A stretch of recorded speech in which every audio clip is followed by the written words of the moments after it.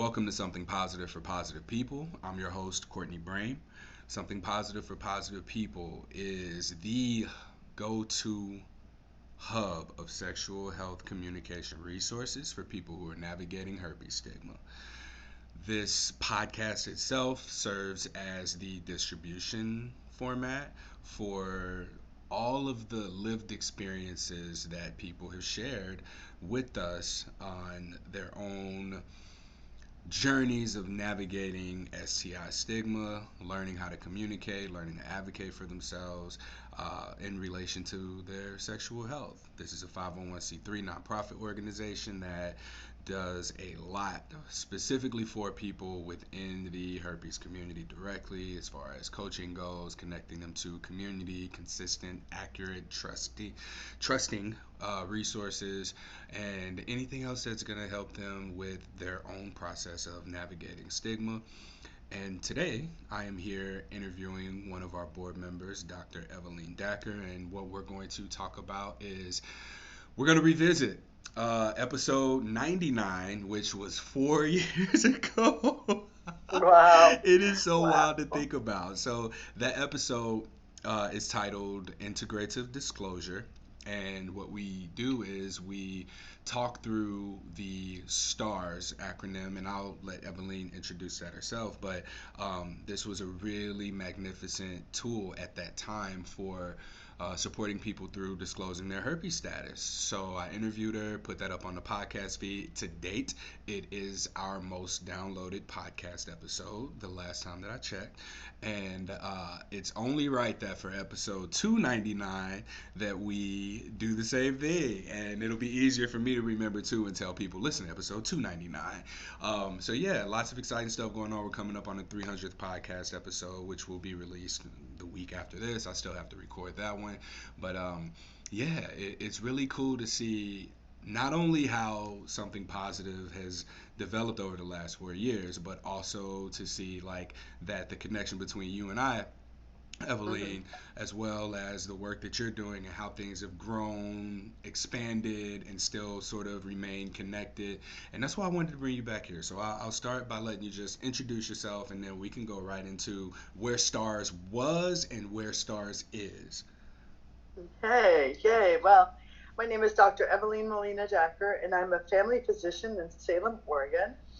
I still practice primary care, but in addition to that, I am a sex educator and specialize in understanding our sexuality and how we communicate our needs, desires, sexual health disclosures to another person before we actually engage in any sexual exchange or behavior or anything. I mean, you could do it afterward too, but it really works best when you do it before.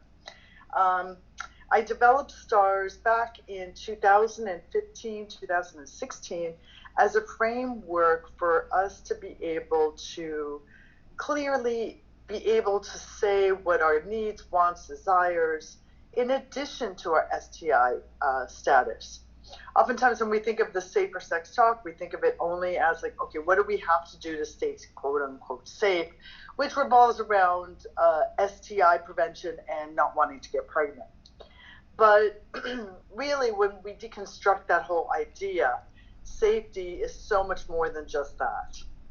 And I don't like the entire conversation of the quote unquote safer sex conversation only to revolve around these two things because it then centralizes STIs and makes it the problem that we have to avoid, which I think is giving it way too much emphasis.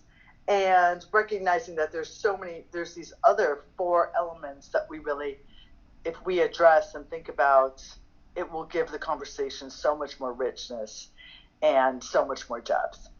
So at this point, it's called the STARS Talk, and STARS is an acronym.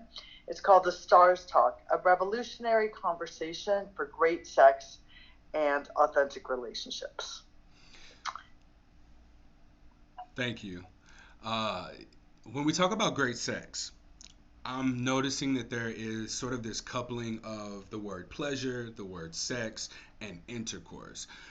Oftentimes for people who are newly diagnosed with herpes, they think that they are now not going to be able to have sex, but what I think they really attach that to is the word pleasure. Like, now I'm not going to be able to give my partner pleasure because I can't have sex. The reality is that sex is so much more expansive than what we mean when we say we can't have sex anymore, which is oftentimes that I'm not going to be able to engage in intercourse while I am having symptoms. And that's another thing, too, that people don't understand early on with this diagnosis is that with herpes, you'll have outbreaks. Now, yes, you might shed often, um, while even without symptoms, you may shed the virus, but there's still an unlikelihood of being able to pass it on.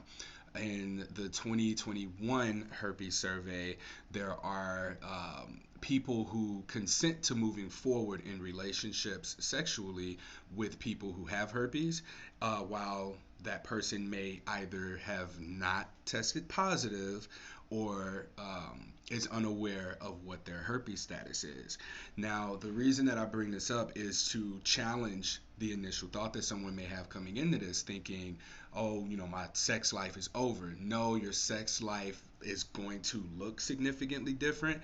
And what the Stars Talk overall does is it offers you the opportunity to reflect on what sex can be, what sex is for you, and in that sense of pleasure, not just linking that to intercourse, but what are other things that bring you pleasure. And I heard you talk about this before about pleasure being so much more than what we've been told pleasure is or what we've just experienced with other people. So, uh, in my words, I believe that the Stars Talk is a very powerful, reflective tool for not only your relationship with other people, but your relationship to yourself and these aspects of yourself that you may have repressed or maybe feel a little bit of shame around because of one's herpes diagnosis. So just like keeping it relevant to people with herpes, that's where I'm at. But I'd like to hear your thoughts on how Stars plays a role with the person who is reading about it or who is hearing about it for the first time. Yeah, yeah, thank you. Yeah, so yeah, STARS is definitely a very impactful tool to use for oneself when you have any STI diagnosis, but it's really impactful for anybody who is in relationship or wants to be in relationship to another, regardless of sex, regardless of sexuality. Like, I think there are people who want to enter relationships really slowly, and stars could be a really good framework for themselves. There are also people that don't even understand or don't even want to get into a relationship because they don't understand things, and stars is a really good framework to start understanding yourself sexually. Yeah. So let me go through it a little bit, and then we could go and talk about the pleasure, because because I do see sexuality and relationships as a pleasurable experience that we can cultivate in our lifetime. Otherwise, life is really hard, and there's a lot of heartbreak, and there's a lot of stuff we suffer through. So let's take the stuff that we can actually get joy from and make it the best we can. So, STARS is a framework that stands for 5 different elements that, if we understand within ourselves, it will make it so much clearer what it is we want, how we want to navigate it, and then how to express this to another person so that we could co create and get what we need and want in a relationship. So, one of the big changes that's happened since the last time I did this interview was that STARS was an acronym that used to, the first S was sexual health and STI status. And that has been changed. Now, the first S, and almost like the foundation of the whole talk, is safety and safety needs. And I don't mean, and I took out sexual health safety needs like condoms and STI prevention and contraception management. I took that out of the first S. I put that into sexual health. So the very first S is about what does it mean and how does it feel when you're safe? I think a lot of people don't understand this, and we don't even understand this. And when we have a herpes diagnosis in our body, we almost inherently feel like we're not safe. We feel like we're not safe for other people to even come and touch us, and that we are this like infectious thing that we have to keep away, or a lot of people really integrate that into not just like, oh, I have this infection, but now I am this infection. And and disentangling that from each other is really important for us to understand. Hey, we can be safe. We can have an STI diagnosis. We can have HIV. We might have herpes. We might have HPV, whatever it is, and yet we are still safe. This does not mean that we're going to be giving it to another person. Um, the details of that could come later. That's not the important part for the first S, but it's really, how do we feel safe, and how do we know that we're safe with another person? How do we feel within our bodies? How do we listen to our nervous system? What is our nervous system trying to tell us? And then once we know these answers, how do we explain this to someone else? Like, hey, Courtney, I know that you have herpes, and if I want to, and I know that herpes isn't just like something that we have to avoid intercourse, but it might mean that we have to avoid skin to skin touch if you were to have an outbreak. So maybe when there's times when we feel like we want to get sexy together, maybe we'll do other things, like we could just make out or hold hands or give each other massages and exchange intimacy in these other ways that can give us a lot of pleasure, but at the same time, keep us within our safety zones of where we could both be in our truths and our true selves at the most. So the first test really is to just lean into that concept of like, what is it that I need to feel perfectly safe, and understand like I may have a really low risk tolerance. I may not really feel comfortable to put myself out there, and I'm so scared of giving someone herpes that I feel like I can't even be with anybody intimately. And then it's like, okay, where does that come from? Where does that fear come from? Where does that shame come from? Where does that risk profile come from? And to really deconstruct that to a place where it's like, oh yeah, that's just a story, and that's just my fear. Oh yes, that's the truth. Like, oh, I have an active case. I'm breaking out right now. I'm definitely not in a good place to have skin to skin touch contact, but I know that like when my stress is down and when these are all better, that everything's okay and I'm okay. So it's kind of navigating those questions. Yeah, and as you spoke to that, like that's specific to a person, navigating some sort of an STI diagnosis.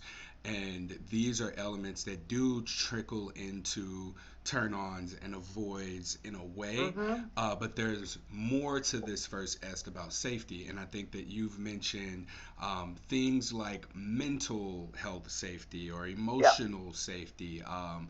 Since the last time we talked, there's cultural safety was another thing that came up, and perhaps like neurodivergence, communication styles. I'm learning that there are so many different kinds of people who exist, that in the world of sexuality, the template that we see played out in the media does not always exclusively apply to everyone. And sometimes when we apply those, we may not get met with, hey, I would rather we do dot dot dot, but we may be met with the Mm-hmm. trauma response: fight, flight, freeze, fawn. Right. And we may not even know that this person is having a trauma response. So safety is something that offers the opportunity to even discuss, what does a trauma response look like from a person? How can Right. I, as your partner, recognize if there's something happening that you're not okay with? How can I be supportive to you or recognize this and then, pause and check in at the very least? Absolutely. I mean, and this is really why safety becomes the foundation of the whole stars talk, because it's so much of it goes into all the other four aspects of the stars talk, which I'll just go into that right now. Is the turn ons, like what brings you pleasure? What do you want? What do you desire? What are your edges? What is it that the ways you just like to be touched or talked to? Like really basic. What turns you on? The next one is avoids. And avoids are kind of like, okay, what are the things you just don't want? Like, hey, you know what? I just don't like to be choked. basic stuff like that. But it's also like, hey, I have this trauma history, or when I get triggered in bed, I tend to dissociate, and this is what it looks like. And first understanding that, like a lot of people don't even understand that. So when you first go through your stars, it's really about understanding yourself. But then once you realize, it's like, oh, I tend to do this thing, and I tend to fawn and say yes to everything, even though my truth is saying no. And so that is the avoids. And in when and I'm just going through it really quickly right now. Then the R is your relationship intentions, which is like, what does sex mean to me? What is it? Like when I have sex with somebody, what does that mean? And then what does that mean if I was to do that with you? Like what does sex mean to us? And then expectations, which is kind of like our aftercare. If we were going to have sex, what is it that I need from you? In the moment, in the aftercare, like the days later, in the overall picture of it. So and then the last S is our sexual health and the STI disclosure. And we can always get to that last. So the first four, safety, turn-ons, avoids, relationship intentions, and expectations, are really about laying the groundwork for what is it that you want. And these are things that we're not taught when we're talking about sex education. We're taught like, okay, this is what you do to not get pregnant, not get STIs, but you're not taught any relationship skills. You're not taught boundaries. And like in our avoids, a lot of it's like, oh, I get triggered when this happens. Well, how do I protect myself? Like, what do I do so that I don't get into that situation? And in the book that I'm writing, I talk a lot about boundaries and like what boundaries look like and what they feel like and the different ways they show up in our lives. And sometimes we can have different boundaries around physical space, sexual space, and emotional space. Um, with our safety needs, like you said, it's not just like, oh, I need to feel safe that we have condoms, but it could be that I need to feel safe because I am a Latinx woman, and when somebody like spanks my ass just in a gleeful way because it's culturally accepted, that may not feel good to me. So, and that doesn't make me feel safe. So, like, there's nuances to all of it. And there's nuances that are dependent on who we are in our culture, in our lives, in our age range, and where we're at navigating this crazy world of sexuality and intimacy and love. Yeah. When I interviewed you the first time, we talked about how leading with STI status. I listened to the episode right before our interview. Oh, Uh, okay. I remember you spoke about the STI status being important to you in that moment, and I think that different people might have different priorities. So different things can be more. Yeah. They can be brought up out of order. So this isn't a conversation Mm-hmm. that you A have to have in order, or B has to be cookie cutter. Okay, Mm-hmm. here's my S. What's yours? Here's my T. What's yours? Right? We can do that, and it really just depends on the relationship. But oftentimes I find that a lot of the stars comes out in just casual conversation or in getting to Mm-hmm. know someone, or if it is someone that you've already expressed a shared mutual romantic interest in, then you might even be able to just like, hey, here, I printed this thing off, let's fill it out, trade, and talk about it, right?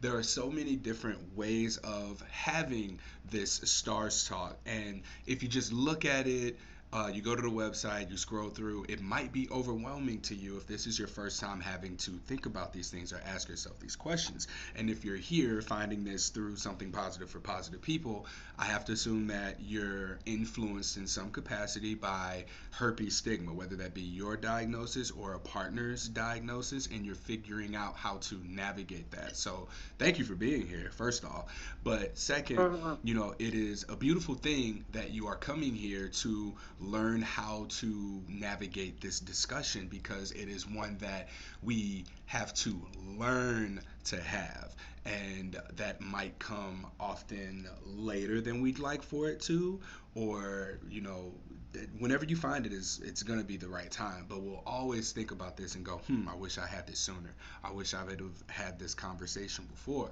And so please don't be overwhelmed by this, because in putting it in practice, it does become less intimidating and it becomes more integrated into just your dating routine for you to be able to find and identify what it is that you want. You'll be able to go down the path of connecting with people who are not only capable of giving you what it is that you want, but you get more comfortable asking and they get more comfortable reciprocating, and you can identify what you're able to give and also discover some new things. You know, there's things that you like, things that you know you don't like, things that you don't know if you like.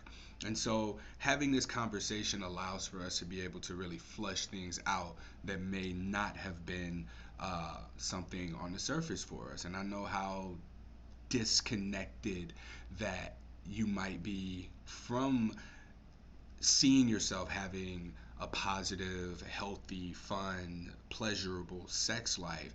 But on the other side of this communications framework, that is very possible. Mhm. Mhm.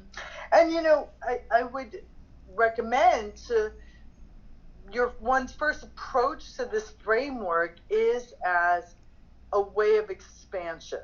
So it's a way of expanding your concept of what it is to consider before you engage with somebody. Because a lot of us aren't taught to think about things like this way. Like, I can't tell you how many people I talk to who I say, hey, what turns you on? What do you like? And a lot of women, especially because I work with a lot of my patients and women, they don't know. I mean, they think, oh, I just do what my partner likes me to do, or my partner's really good at turning me on. And I'm like, what does that mean? And so many times it's like, oh, he knows what to do to give me an orgasm. But orgasm is not the only pleasure that we get through sexuality. That's only one part of it. And so if you take the stars framework and break it down for yourself, not to communicate to another person, but just to know about yourself, it's really powerful. So one of the things that I know a lot of people don't ever consider, it's like, oh, what turns me on? Well, I like making out. I like when they like go down on me and have oral sex. But like, does touching your arm softly, is that a turn on? Like, a lot of people don't think about that. And it's like, oh my God, yes. Like, if a person just puts their hand on top of my hand and strokes my hand, whoa, that tells me something. And I really like that. Now, maybe I'm not going to go on a date and be like, hey, one of my turn ons is when like you put your hand and stroke my hand softly. Yeah, I'm not going to say that. But I may say, like, I really enjoy being touched softly. I really enjoy being stroked in a non sexual way. And that really brings me into my body. Yeah. So it's not even that, like, you have to communicate one for one all the things that you know. It's really about self discovery.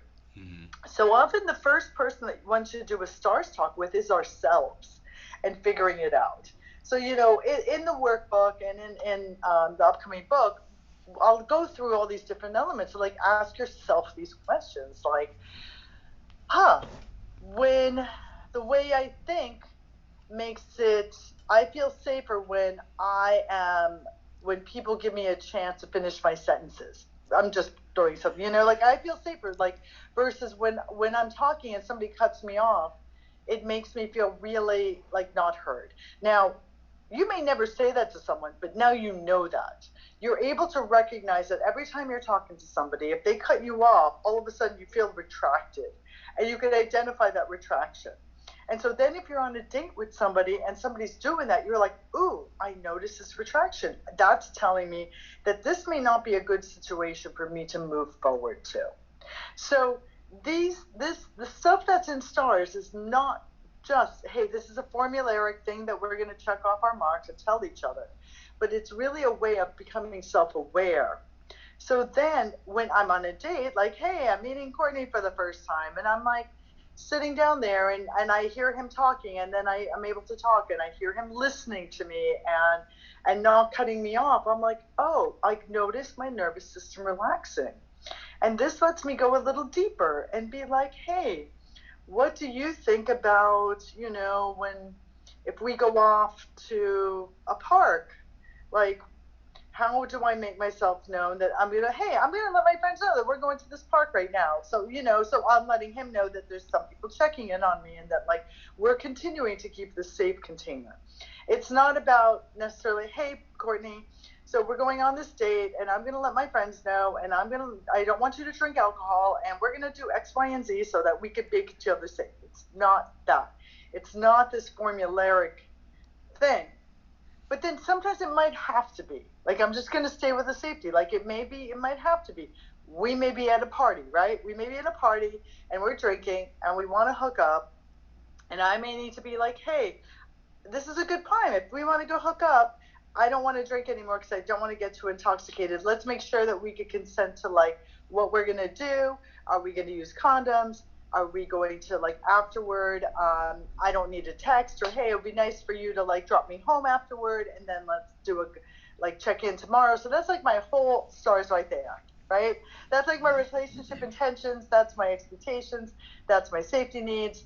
That's we talk about what we're gonna do and not do. Hey, that's it, and it's easy enough. So stars is it's something that's a conscious understanding of what it is you need and learning how to lean into it to communicate those things. Yeah. That's long-winded, but yeah. No, I think it's very important that we stay on safety a little bit more, Mhm. Mhm. because I think that this is a very challenging and complex component of the Stars Talk. People come here because they're like, how do I tell people I have herpes? And there's no thought uh, that this is actually more of a discussion. You know, people always Yeah. tell me I have this guy that I really, really like and I want to tell him, but I don't know how. Like, what should I say? It's like, okay, well, I need to know more. I want to know, how old are you? How old is this person? Are you in the same city? Are you heterosexual? Are y'all monogamous? Have y'all talked about these different components of the relationship that it completely goes out of the window for people because of their Right. diagnosis, and they really lock into the STI Yes. status component when safety is so much more important. Is this person someone I feel safe to disclose to is a big question. And as we speak about navigating cultural safety, social safety, how we interact with one another out in public. This is important because of just how to an objective third party.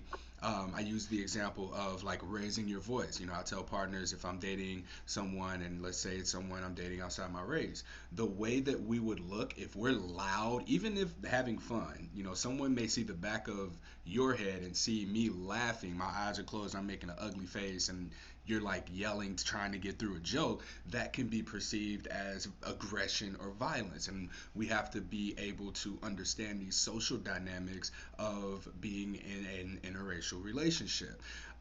Thinking about like future planning, if this is going to be a relationship, you have to look at where these compatibilities or incompatibilities may be, because we might not even get to the point of being in a relationship if we don't align on what our bigger pictures are, if we don't align on social, political, religion views, if we want to live in different areas, if our career fields are going to bump heads and cause conflict in a relationship, right? So there's all of these things that really do fall under the category of safety that, Mhm. again, they just go out the window completely because of a diagnosis. And people will look up and be with the first person who's accepting of them for their herpes status, and then they'll be like, I don't even like this person, or we're not even compatible, right? Yeah. And this person doesn't turn them on. This person does violate their boundaries. This person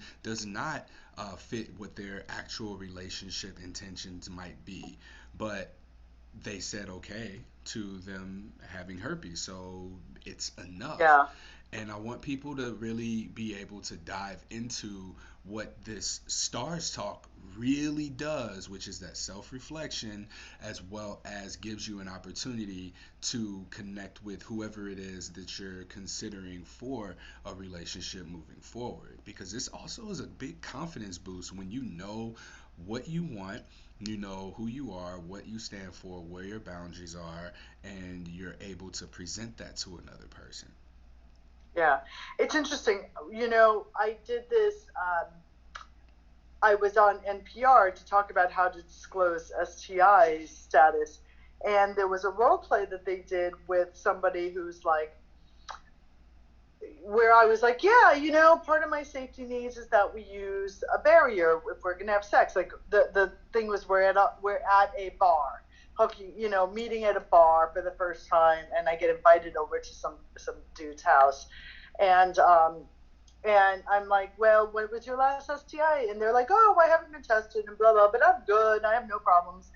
And then I would be like, okay, well, I'm good with that, but we're going to use condoms. And then the person's like, well, I don't really like them. Well, what about just oral sex? And I'm like, well, I would use condoms. And then like that person got huffy. And it was really interesting because when I go back to the safety part of it, and like if I know how to identify when I feel safe and with my nervous system, if somebody was like, oh yeah, I don't really care about status, STI status, then I would be like, huh, my nervous system does not feel good here.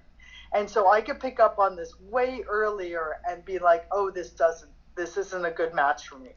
But if you don't know that, and if you override your nervous system because you think you're supposed to please others, then you're going to end up doing things you don't want, especially if you have an STI diagnosis, a chronic STI diagnosis, and you have to, disclose this, and you're never really quite sure where, right? Maybe you're within a date again with this hot person and you really want to go to bed with them, and you're like, okay, where do I disclose this in?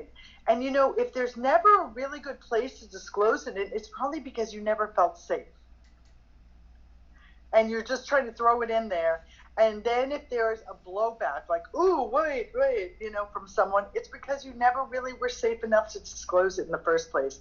And there's probably so many little warnings in between that if we could pick up. Because when we understand what our body feels like, and we know we're in a situation that feels right and in alignment with us, that disclosure, for the most part, can go a lot smoother. You may not get the outcome you want. There's never going to be a guaranteed of an outcome that the person will be able to hear the outcome and go for it. But the disclosure itself can be so much more open and accepting, so that if it is a positive outcome, then whatever sexual interaction you're going to have is going to be better, because it's going to be based on a foundation where you know that your nervous system is being listened to, and that they can receive all the information that needs to be received. And then when you go deeper into a conversation of, this is what turns me on, I really like to have this sort of sex, or I like to be kinky, or I like to do this, or a place where like, hey, I feel like I may be having an outbreak, and maybe we need to avoid the genital region today, but there's so many other things we can do. How do you feel about that? Or the intention of like, I just want this to be a hookup and let's have fun, but like maybe we should keep our clothes on. Or I'm really wanting a long-term relationship, and how do you feel about that? And again, none of the talk has to be formulaic, because once you know it and once you practice it and once you're aware of it, it really flows much, much easier. And I'll tell you, like understanding the stars talk for yourself, going through it, answering the questions, doing your own stars talk to yourself is 1.0. 1.1 is when you're able to actually start communicating it with someone else, whether or not you text it to them, you have it on a paper, or you kind of just talk to them quickly. Stars 2.0 is when it's just so integrated and you know all these things and you just weave it into the conversations. And you both are able to discuss it. But now I have a stars 3.0 plus bling bling. And that is, I know, this is the golden. That is when you understand these concepts so well, and you could get your partner or partners to express them in a way from such a safe container that you are able to actually attune to one another, where it's beyond consent, because you understand consent so well, and you attune to one another, that rather than sexuality being what's expressed, you express eros, which is life force energy, where the actual sexuality comes from so deep that you two are able to get to a place of pure erotic energy with one another. And that's like the icing on the cake. If one could get to that place with someone where you're so attuned and you created so much safety and understanding with another that the only thing that could exist with you is total erotic life force energy. Yeah. Uh, Attunement is a new word for me. Mm-hmm. And I think, I guess that this is a pathway to get to attunement. So Yes. when we talk about attunement, are we talking about just like connection or like anticipate each other's needs? I can't Google without typing. So what's attunement?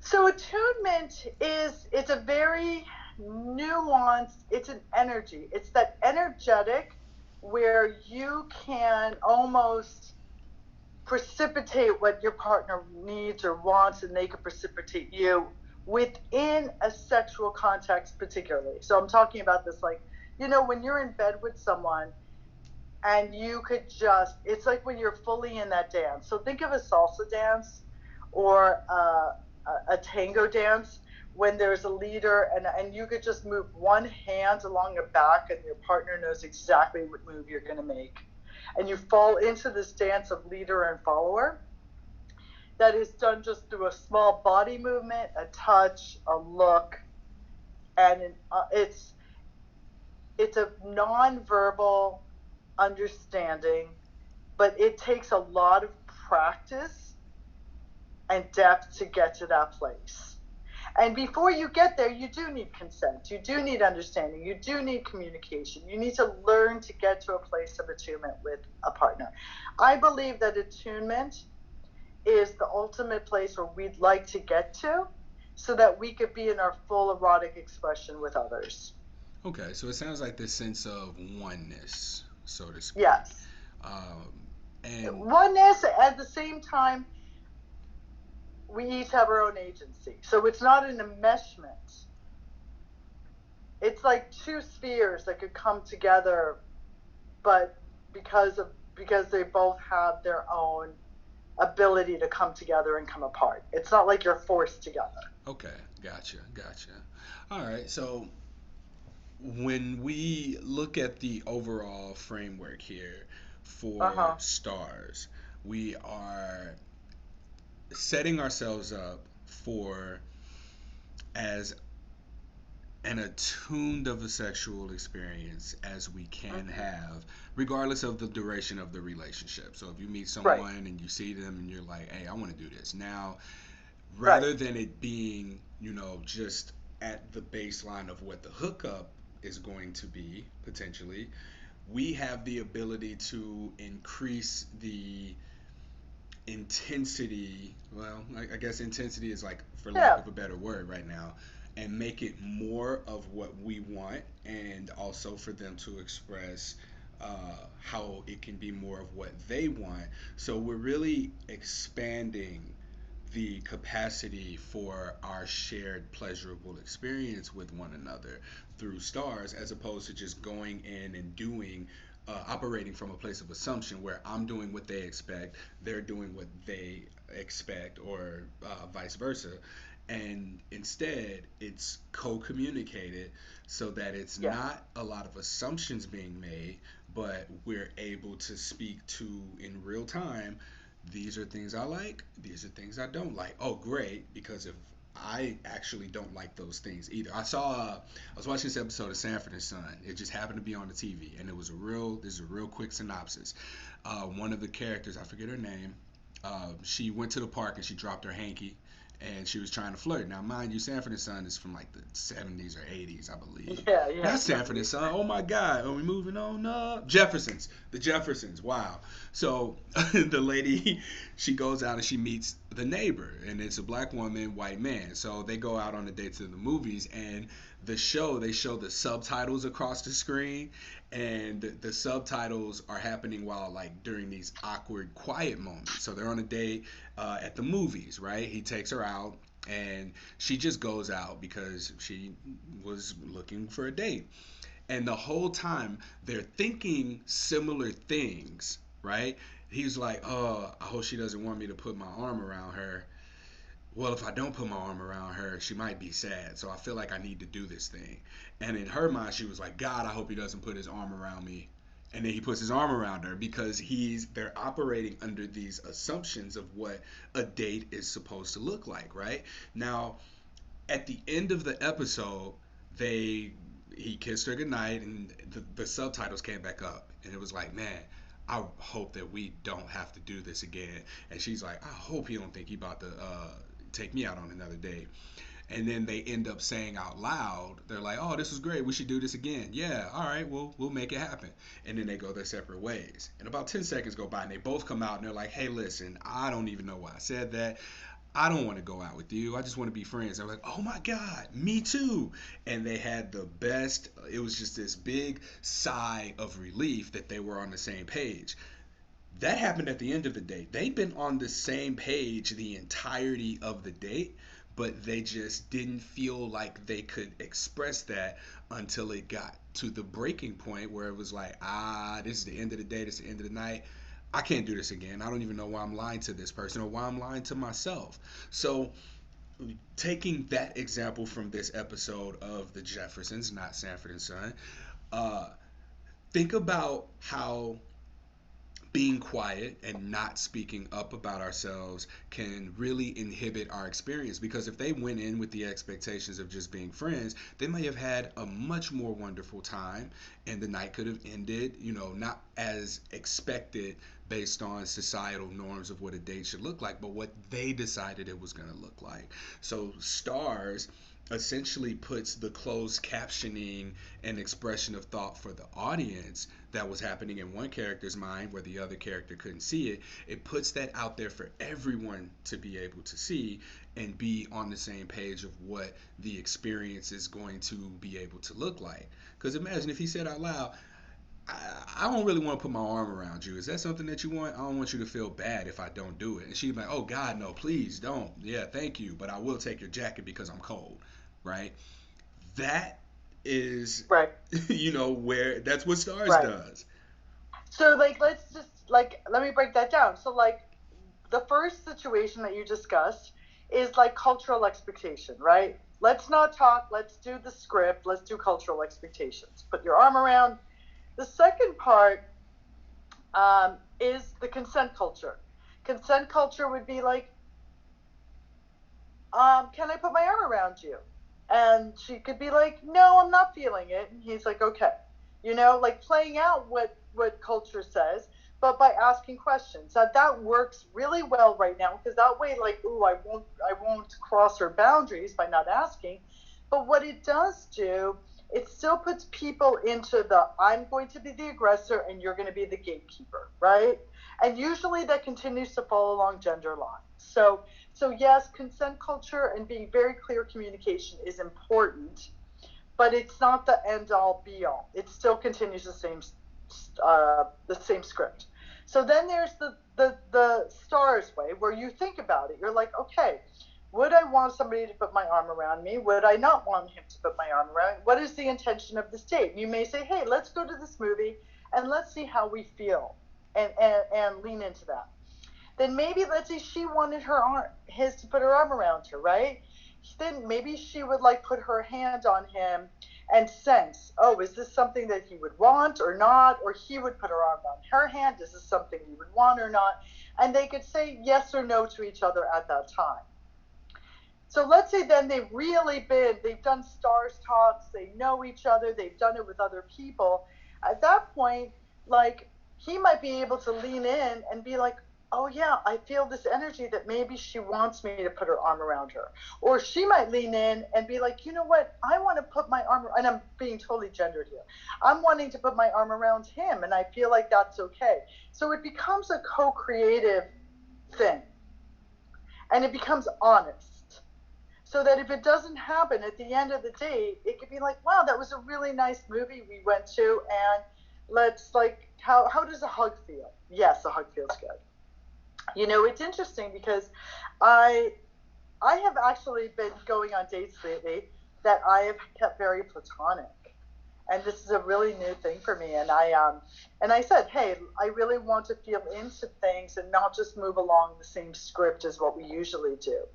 And it's been really lovely just taking time and feeling into that. And I've done it because I really wanted to know what safety feels like. Like I really wanted to explore, what does safety feel in my body? Do I just do things because it's the script to do it and I should be hugging or kissing or doing something? And I went on a date with somebody who's like, hey, can I kiss you? And I'm like, no, I'm really not ready for that right now, but thank you for asking, you know?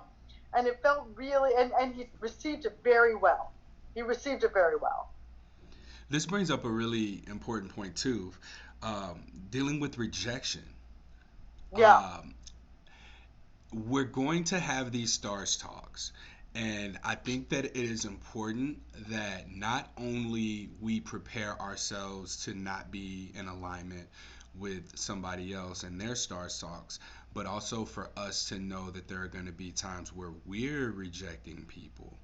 And I'll give Mm-hmm. this one example of myself.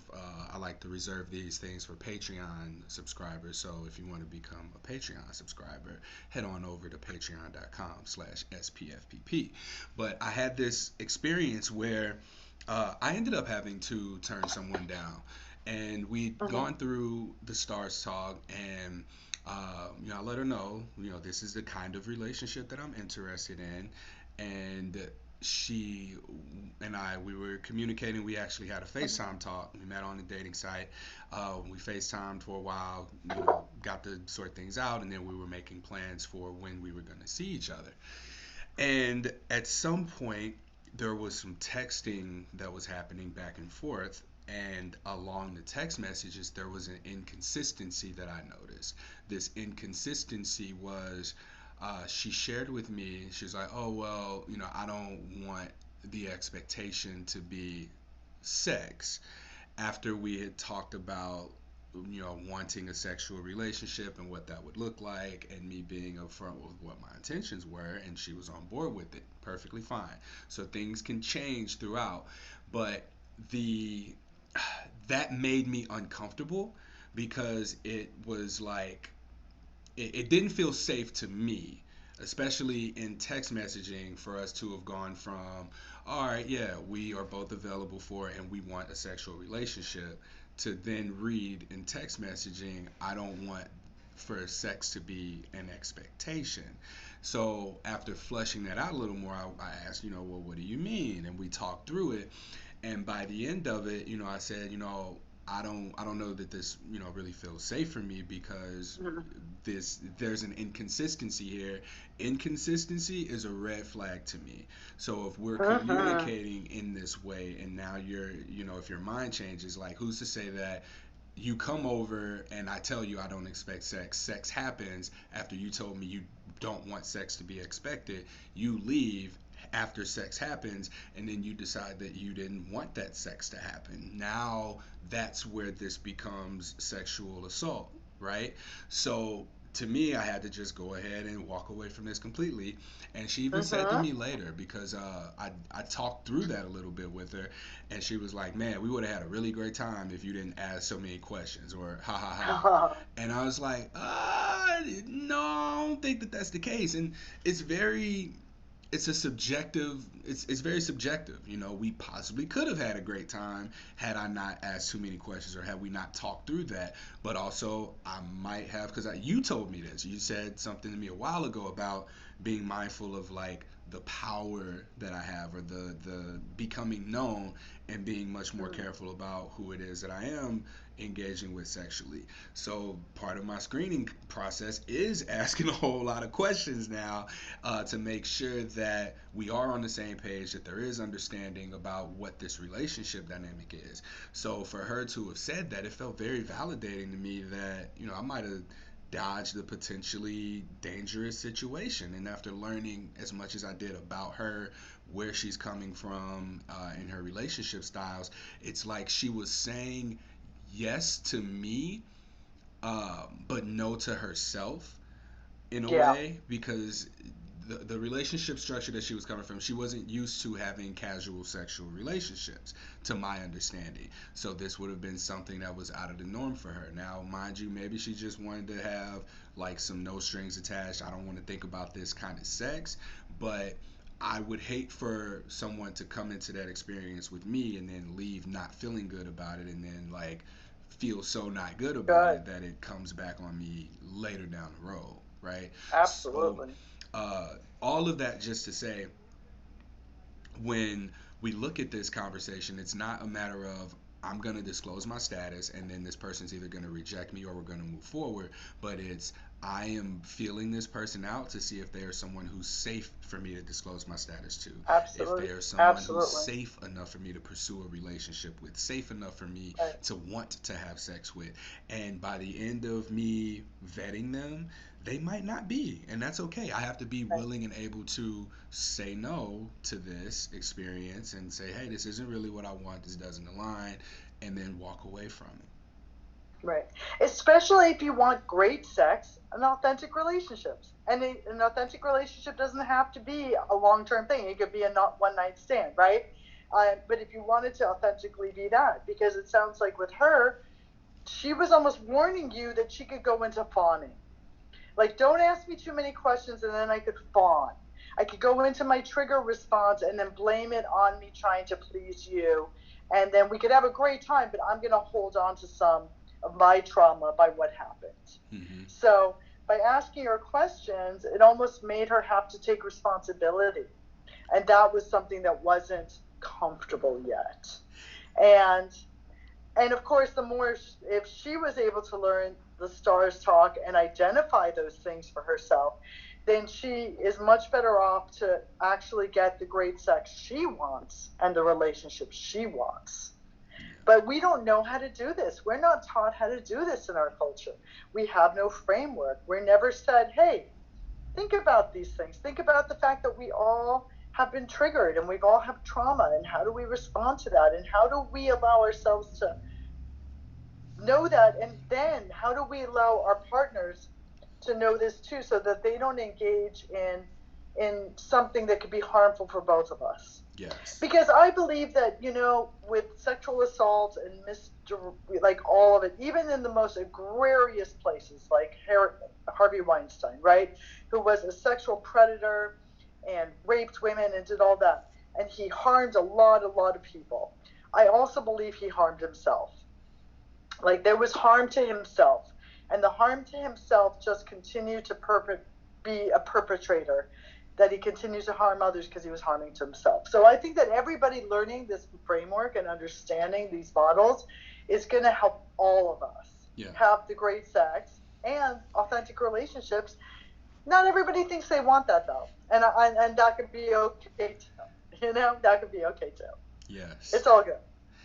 Um, I used our episode about this, the episode 99, when people ask me, how do I disclose? When do I disclose? And all of that. And I tell people, you want to have that conversation, you want to make it a conversation. Um, and you want to do it when you're having this conversation, right? When Mm-hmm. do I initiate and have this conversation? So I often tell people that the minute that sex goes from I like this, I've had this with other people, to I see us doing this together, or I see myself doing this to you, or you doing this to me, the minute it becomes spoken that um, there is that there are thoughts about co-creating an experience, I think that that's when we want to have the conversation so that we set the expectations together, rather than misfiring and having missed this opportunity of connecting once that's been mentioned, because now each person has in their mind what the expectations look like, and you're probably in two different areas of what your expectations are. So if when someone goes, I really see myself having a lot of orgasms with you because I'm so attracted to your body, right? We can paraphrase that however, I was being general. um, when that happens, it's like, oh, you want to do that? Well, how about, we have a little bit of a conversation that I like to have first. I like to make sure that I feel safe with partners, and these are some things that I need safety wise. Uh, let's discuss that. I have to have dot dot dot. What about you? And then you're fleshing out the conversation, which by that point you know whether or not you feel at least semi-safe with this person, so you can let them know. One of the things I like to do to feel safe is have an understanding of my partner's overall health status, or to know what it is that you're looking for, and that we're on the same page. And that's when you can begin to get the ball rolling on this conversation and start talking about STI status and all those things. But what you want to do is make sure that as soon as expectations become real, that you start to set those with one another. And disclosing your status um, is really you initiating the discussion about your awareness of your sexual health and how conscious you like to be about your partner's sexual health as well. And that conversation then allows for them to go, oh, okay, well, we already talked about sexual health. I understand, herpes is a thing. I understand that pregnancy is a potential thing. So we're going to wear condoms, right? Rather than the person having in their mind, like, ooh, she wants me to give her orgasms. I'm gonna not wear a condom and I'm gonna have lots of orgasms, right? So instead of having those separate assumptions, we've got the subtitles, metaphorically going back to what we said earlier, to where everybody can see it. And that's what this conversation can do. And that's, to me, when you want to have this conversation is when Mm-hmm. it becomes about sex with each other. Do you have any feedback on when to have the conversation, the stars talk? Well, to have the stars talk should happen from the moment that you want to get to know somebody, right? It doesn't have to be sexually, but when to have the STI disclosure and the sexual health part of it, yeah, that's why I moved it from the very first to the very end, right? I think it's when you know that you're in alignment and when you know that you want to have sex. Now, maybe you don't need to have your turn ons in a voice when you already know you want to have sex and it's time to actually disclose something. But you definitely need to feel a sense of safety with them, right? You're not going to be saying, hey, guess what? I have herpes. And the person's going to be like, oh, what, blah, blah, blah, you slut, right? You're not going to have a, you have to feel a sense that it's going to be held. So, yeah. And I mean, sometimes for me, I'd like to do the STI stuff first, only because, and like asking them, because I want to know what their language they use and where they're coming from. If someone was to say to me, yeah, I was tested and I was clean, then I'm like, oh, this is definitely not someone that I am interested in getting to know more. I don't even want to go there because that means I have to teach them. And for me at this point, like, I'll be a teacher for a lot of people, but not for someone I want to have sex with. Like, like somebody I'm going to have sex with has to already know that the words like clean is not acceptable, and that they can have a very adult conversation about who they are, and they can listen to who I am Mm-hmm. with that. But I also know that I'm very resourced and I have a lot of experience and I have a lot of knowledge around STIs, and I don't carry a big stigma around them. To me, they're just, I think I would be more concerned about somebody who had active COVID than I would be as somebody who had active herpes. I like to say, like, I know over 1 million people in America have died for COVID in the past 3 years, and I don't know anybody who's died from herpes. So, like, it's not a big deal. Mm-hmm. Um, and there's other infections that, could be more of a big deal, but I'm using that one since that's what we're talking about here.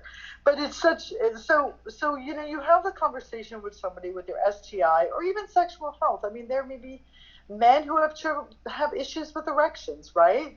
And that's a real thing. Like, some men have issues with erections, and they're very scared to tell their partners because then their partners think, oh my God, they don't like me. There's something wrong with me, and I'm responsible for this person's erection. Or there may be women, people with vaginas who don't have orgasms easily, and then their partners are like, oh my God, there's so much stuff that we take on that's not ours to take on. So I think that disclosing sexual health issues is very important before we engage with someone sexually, so we know what we're going into. But it should be done in a time when we feel like we're heard and we feel held and, for the lack of a better word, safe with one another as much as we can. Understanding that there's no such thing as safety. Like, let's throw that, like, here we are talking about safety, and yet there's nothing that's guaranteed to be safe. Hmm. Um, the last thing I want to touch on here is how vulnerable of a process this is. The reflection, even the partner that I mentioned before, and she expressed discomfort with this, knowing that, oh, no one's ever asked me that before. I've never had to think about this before. So that is something to note in that as people who listening to this podcast again, I'm assuming that majority of people who hear this are in some way impacted by herpes stigma. We are initiating very vulnerable conversations with our sexual partners. We are the pioneers of initiating vulnerability with people. This might be the first time someone's having this conversation. This may be the first time someone is even having someone tell them that they have herpes. And in the today's dating world, you kind of have to have a little bit of emotional avoidance or unavailability in order to survive, because you have to have like thick tough skin, because you are going to deal with various forms of rejection, whether it be your Mm-hmm. own self rejection or rejection from others for various reasons, whether that be herpes or just some incompatibility, or that something or someone better came along, or just bad timing, right? So there are Mm-hmm. all these different reasons that you can be rejected. But again, people have to have this tough skin in the dating world today. And so you coming in with this invitation for vulnerability may hit people a lot more. It may hit a lot harder than if you were to just freely be available for a sexual relationship. Now, upside to that, this person has the opportunity to be vulnerable with you, and it can be reciprocated, and it's a beautiful thing. But I think that people are really wanting to connect and be able to share vulnerability. It's just so rare, because if everyone's scared to do it, who's going to be the initiator of it? And you don't know what you might be activating in someone. You might be activating their vulnerable and emotional availability that's been just buried beneath so many Mm-hmm. rejections and poor experiences and heartbreaks, right? These are all things to take into consideration, but come into it from a place of power, knowing that you have this tool at your disposal. You have the connectedness to yourself to know that you are someone who is and can be vulnerable, and extend this invitation for someone to be vulnerable with you and to be more emotionally available. Because people, when they hear that someone that they might want to have sex with has herpes, they have to start thinking bigger picture, and they may not have had to think about that before, about like how this might influence their dating life. What is it that they do want? Are you someone that they want to be with long term? Have they ever even thought about a long term Mm-hmm. relationship, right? So we are igniting all these different thoughts within a person when we are initiating not just disclosure, but disclosing especially in this way. So people thinking about something that they haven't had to think about before, or that they are in fact thinking about for the first time, it's gonna be a process for them too, just like it is for us. And we just have to have patience and have grace with them for that. So that's really like the last thing that I wanted to Mm-hmm. mention here, because I feel like that's very important for people to understand the value of having the stars talk, the value of having a Mm-hmm. herpes diagnosis that encouraged people to get to this point of wanting to learn how to communicate around their diagnosis. Mm-hmm. Well said. Yeah, yeah. It's a revolutionary conversation. Very much. Now, Evelyn, you do various classes, workshops. You have a ton of resources and YouTube Yeah. channel, um, and you do these events virtually periodically as well. How can people further engage with you, connect with you, and access these resources to learn about upcoming events? Yeah. There's a website called maketimeforthetalk.com, maketimeforthetalk.com, and there's a lot of free resources on that. My classes will be posted. They're intermittent.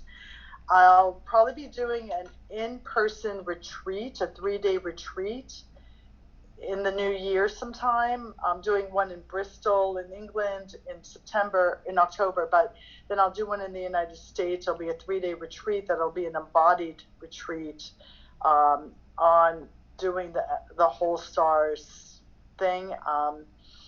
And then I also teach classes on STIs, destigmatize STIs. I'll be doing a series, one on herpes, one on HPV, and one on vaginitis as well, since there's a lot of things to learn about these. Most of those will also probably be happening in the new year. So if you can get on my website and sign up for emails, you will get notified of all of it. Yeah. All right. Thank you so much. And if you have, I don't know, do you have about 15 more minutes? Because we can do like a little after show for the Patreon. If you have that. Yes. Perfect. Yes, Thank you I so can. much. I can. All right. Now, if you're hearing this and Okay. you're not active on Patreon, I encourage you to head on over there and become a subscriber while the what's the word I'm looking for? While the price wall is low. But yes, I very much appreciate you taking the time to speak with me, and thank you all for listening to this podcast episode. This is the conclusion of it. I can be found on social media at Courtney Brame underscore, specifically Instagram. I'm on Threads now. I'm back on TikTok, and I don't have Twitter.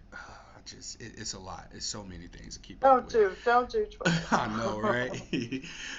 But yeah, once again, Something Positive for Positive People is a 501c3 nonprofit organization. It is the go-to hub of sexual communication resources for people who are navigating herpes stigma.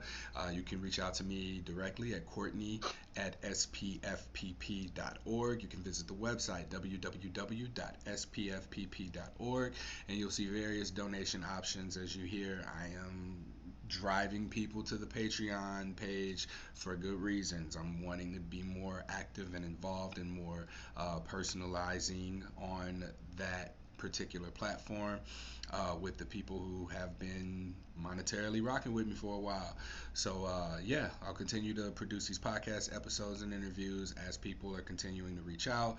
But for more of the like engaging and personal information and things like that, how to's, how to disclose if you want to go through practice tutorials and things like that, I hope to be making more of that kind of content as well.